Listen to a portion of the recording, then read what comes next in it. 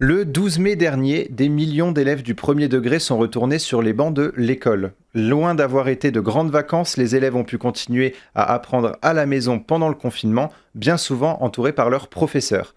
Selon le Premier ministre, 80 à 85% des écoles primaires et maternelles ont rouvert leurs portes le 12 mai. Pour en parler avec nous dans le MAG, Evelyne Diana Bras, enseignante à Mantes-la-Jolie et co-secrétaire du FSU en Yvelines, syndicat des enseignants du premier degré. Bonjour et bienvenue sur Sensation. Oui, bonjour.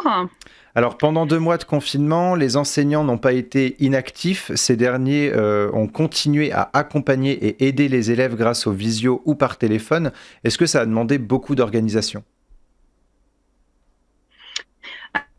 Alors oui, ça a demandé beaucoup d'organisation, d'autant que les enseignants n'ont pas de matériel alloué par leur employeur, hein. On sait bien que le matériel qu'on peut avoir, c'est du matériel personnel, et que donc les difficultés qui se sont posées, c'est qu'effectivement, on s'est retrouvé très très vite bloqué par, on va dire, l'usage de l'institution, ce que l'institution nous permet de faire ou pas, et que beaucoup de mes collègues ont été contraints de ne pas respecter la norme institutionnelle en passant par WhatsApp, en passant par ce genre de choses, en se mettant là pour le coup dans l'illégalité, avec tout ce qui pourrait effectivement arriver ensuite en termes de responsabilité.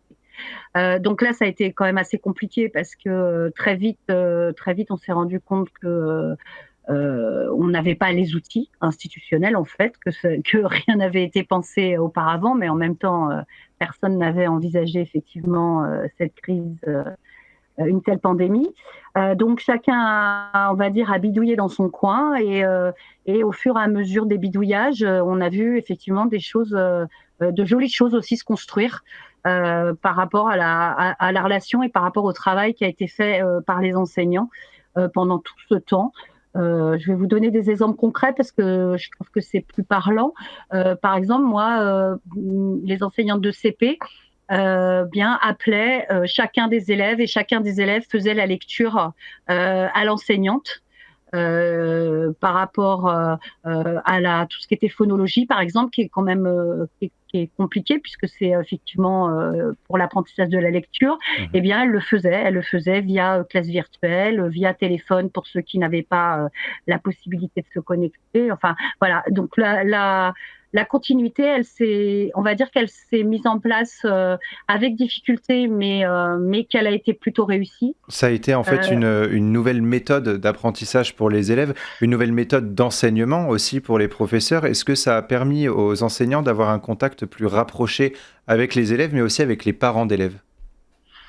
Alors, plus avec les parents d'élèves qu'avec les élèves, parce qu'effectivement, l'enseignement à distance reste de l'enseignement à distance, et ça n'a rien à voir avec l'enseignement qu'on peut faire en classe. C'est sûr. On peut pas entamer de nouvelles connaissances en virtuel, c'est-à-dire qu'on est sur du travail répétitif, sur des choses qui ont déjà été étudiées en classe. On peut pas Mhm. commencer de nouvelles notions en distanciel, en tout cas dans le premier degré.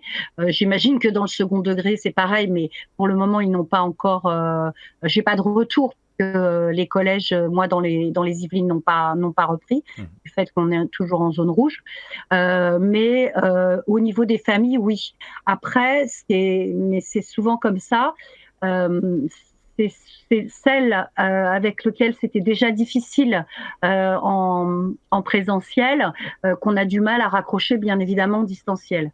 C'est-à-dire que la fracture numérique dont parle le ministre de l'Éducation nationale, bah oui, bien sûr, elle est criante. Mais elle est criante de la même manière que la fracture sociale, c'est-à-dire qu'effectivement, on parle des mêmes enfants, et donc de fait, ceux qu'on n'a pas pu vraiment raccrocher pendant ce travail à distance, ce sont les mêmes qui ne reviendront pas, quoi. Et c'est ça qui est compliqué pour nous. Voilà. Alors justement, le retour dans les établissements scolaires a été le point central de tous les discours du gouvernement pour des raisons diverses, la reprise de l'économie ou encore pour permettre aux élèves en décrochage ou démunis d'avoir encore accès à l'enseignement. Est-ce que vous comprenez les objectifs du gouvernement et qu'est-ce que le gouvernement finalement entend par élève décrocheur? Alors, est-ce que je comprends les objectifs du gouvernement? Alors en fait, oui, je les comprends puisque puisque ça fait très, très longtemps, que ma fédération, notamment, heu, est inquiète et dénonce ça. Je veux dire la fracture sociale, elle est pas c'est pas la pandémie qui l'a mise en place et C'est c'est sûr. pas la pandémie non plus qui nous fait la découvrir. Donc je sais pas, soit le ministre vient de s'en apercevoir, mais ce serait remettre en question son intelligence. Donc ça, je pense pas. Je pense il en était conscient avant. Mais en attendant, tout ce qui est mis en place aujourd'hui à l'école, sans même parler de la pandémie, on voit bien que ça n'a jamais été fait pour justement essayer de combattre ces inégalités. Moi, je veux bien tout entendre, mais de toute façon, le distanciel, effectivement, a peut-être mis en exergue ça. Enfin, je sais pas, mais en tout cas, pour nous, ça n'a rien mis en exergue. On n'a rien découvert. Tout ce qu'on vit aujourd'hui, on le savait déjà avant la pandémie, puisque ce sont les mêmes élèves, les mêmes familles, les mêmes difficultés. Enfin, voilà. Donc, Ça a juste permis un petit peu de mettre à jour finalement ce problème qui existait déjà auparavant finalement. alors, moi, je serais un tout petit peu plus critique Mm. en disant ça a juste permis de trouver une excuse pour faire reprendre en présentiel dans des conditions qui sont des conditions enfin, c'est même pas défavorable, des conditions inacceptables. Voilà, moi je vais aller jusque ça, inacceptable pour ce qu'on va faire vivre aux élèves et pour ce qu'on demande effectivement au personnel. Voilà. Alors, le retour à l'école n'a pas été accepté par tous les parents qui décident finalement de garder, pour certains d'entre eux, leurs enfants à la maison. Est-ce qu'il y a un risque que les élèves décrocheurs ne reviennent pas à l'école avant que ça redevienne obligatoire? Alors c'est même pas un risque, hein, c'est une évidence. Hmm. C'est une évidence puisque à partir du moment où on a donné le choix aux familles, c'est-à-dire qu'en leur donnant le choix, on leur dit on ne peut pas vous assurer des conditions sanitaires, puisque c'est bien de ça dont il est question aujourd'hui. Si on donne le choix aux parents, c'est bien parce que on n'a pas la capacité d'abord de réaccueillir tous les enfants. Clairement. Donc, ça veut dire que l'école étant obligatoire, l'État ne va pas être en mesure d'assumer sa responsabilité d'obligation scolaire. Donc, effectivement, il retourne les choses en disant c'est obligatoire, mais en même temps, vous avez le droit de ne pas les mettre. Alors, clairement, on sait très bien que ceux qui ne reviendront pas, déjà les premiers, c'est ceux dont le rapport avec l'école est compliqué. Et Hmm. ceux dont le rapport avec l'école est compliqué, ce sont ce qu'on appelle les décrocheurs. Donc, à partir du moment où on a donné aux familles le choix, on savait en même temps qu'on faisait ça qu'on ne récupérerait pas ces élèves-là.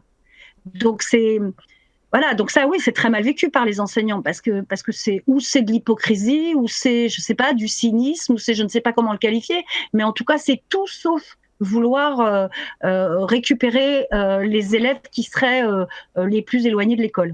Alors justement, en quelques mots, comment les enseignants ont vécu ce retour en classe et cette reprise? Alors moi je suis assez assez surprise en fait des capacités capacités d'adaptation.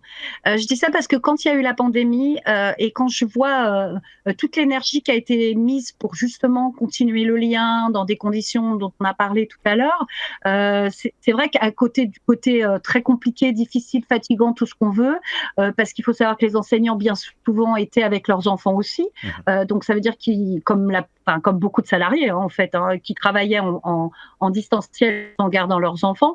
Donc c'est vrai que c'est des conditions qui sont quand même très difficiles et que dans le même temps, c'est plutôt, on va dire qu'il y avait de jolies choses dans ce travail-là. Et là, pareil, les conditions sont désastreuses de reprise, mais vraiment désastreuses en termes de protocole sanitaire. Et dans le même temps, ils font tous remonter ce qui va pas, mais ils sont pleins de bonne volonté et voilà, ils préparent. Donc, on bouge les meubles, Eh ben, on va enlève. souligner le courage des enseignants. Merci beaucoup, Evelyne Diana Bras, d'avoir été avec nous dans le MAG. Et pour revoir ou réécouter cette émission, rendez-vous sur notre site et application Radio Sensation.